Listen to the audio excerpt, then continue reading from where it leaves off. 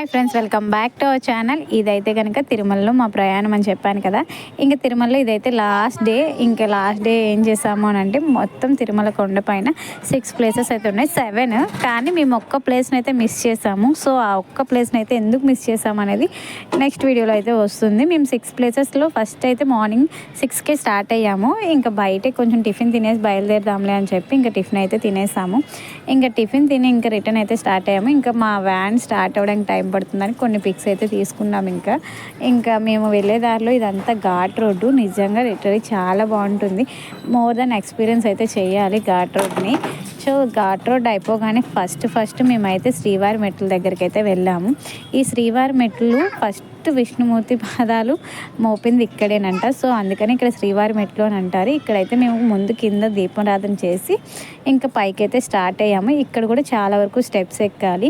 More than ఎక్కలేని వాళ్ళు చాలామంది ఉంటారు, కానీ పర్వాలేదు, ఎక్కచ్చు. అంత ఏం అనిపించదు మనకి. ఇంకా స్టెప్స్ ఎక్కేసినాక మనం పైన అయితే శ్రీవారి మెట్లు ఉంటాయి. ఇంకా శ్రీవారి మెట్లు దర్శనం చేసుకొని అక్కడ నుంచి తిరుమల శ్రీ వెంకటేశ్వర స్వామి కూడా కనబడుతూ ఉంటారు. సో మనం అక్కడ దర్శనం చేసుకొని ఇంకా రిటర్న్ అయితే అయిపోతాము. ఇంకా రిటర్న్ అయిపోయి ఇంకా మేము నెక్స్ట్ ఏ ప్లేసెస్కి వెళ్ళాము ఏంటి అనేది అయితే నెక్స్ట్ వీడియోలో అయితే వస్తుంది.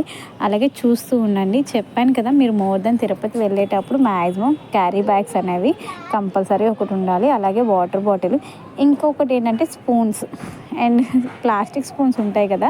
సో అక్కడ ప్లాస్టిక్ స్పూన్స్ అనేవి కంపల్సరీ తీసుకెళ్ళాలి. ఎందుకంటే వేడివేడిగా ప్రసాదం పెడతారు కదా, మనం తినలేము.